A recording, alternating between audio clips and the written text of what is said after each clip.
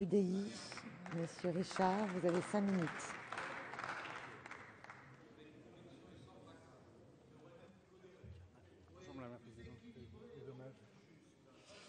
On va essayer.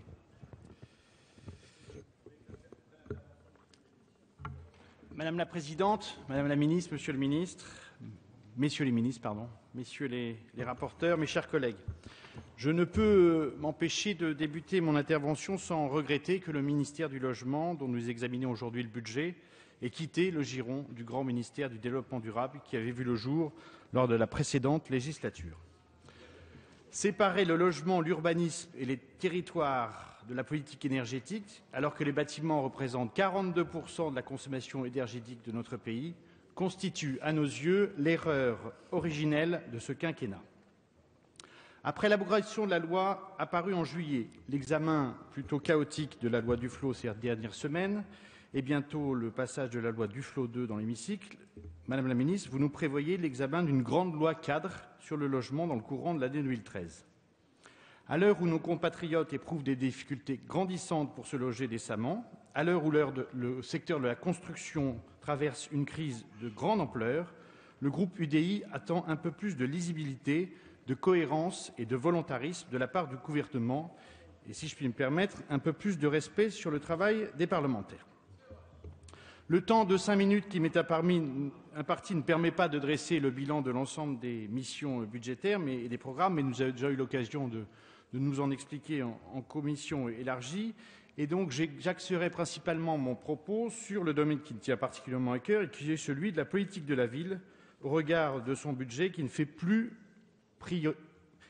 partie des priorités de l'action du gouvernement. Et les critiques d'un certain nombre de nos collègues, que je qualifierai quand même de la majorité tout à l'heure, vont dans le même sens.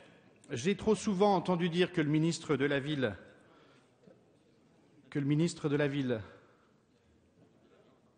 n'écoute pas. Il tweet.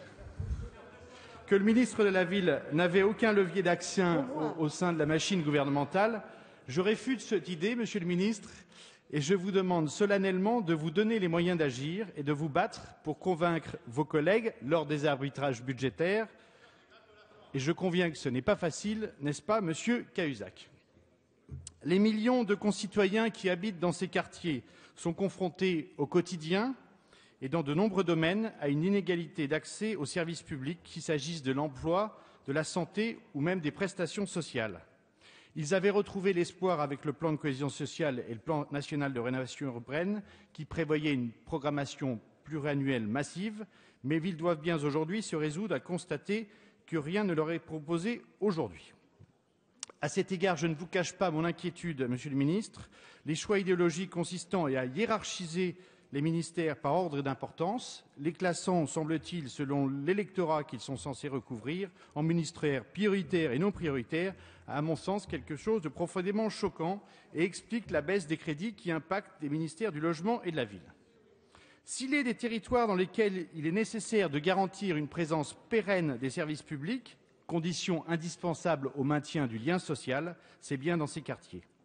Malheureusement, je crains que sur cet aspect de l'action gouvernementale, vous vous soyez laissé prendre par une vision comptable de la politique de la ville, ce qui est pourtant supposé aider les quartiers les plus pauvres des villes les plus pauvres.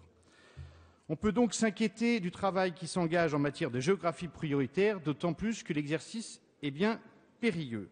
Les critères que choisira le gouvernement seront déterminants et nous souhaitons qu'ils soient définis en étroite collaboration avec les élus concernés. Qu'en est-il du programme ANRU 2 ? Mais c'est vrai que la ministre nous a en partie répondu tout à l'heure. Qu'en est-il des projets stratégiques locaux et de la sortie des projets ANRU sur les sites prioritaires ? Pour quelle raison la réussite éducative, qui était présentée comme l'alpha et l'oméga de la politique du gouvernement, se retrouve en baisse dans les crédits de ce ministère? Quid de la dotation de solidarité urbaine, qui conduit des élus à adopter des initiatives désespérées à l'heure où nous nous parlons, à quelques mètres de notre hémicycle? Pour terminer sur une note positive, je me féliciterai que les crédits consacrés à l'hébergement d'urgence soient en augmentation. Vous savez, Madame la Ministre, que j'ai réalisé avec Madame Danielle Hoffmann-Rispal un travail sur ce sujet et notre groupe demandera, comme je crois le groupe socialiste, la tenue d'un débat en séance sur les conclusions que nous avons eues sur l'hébergement d'urgence. En conclusion, Madame la Présidente, les élus des quartiers concernés commencent vraiment à douter de la volonté politique du gouvernement de continuer une telle politique. L'espoir n'est pas un luxe pour les élus de ces quartiers. Ne les abandonnez pas. Et compte tenu de ces tergiversations et de ce manque de cap, pour toutes ces raisons, le groupe UDI ne votera pas malheureusement les crédits de cette mission. Merci.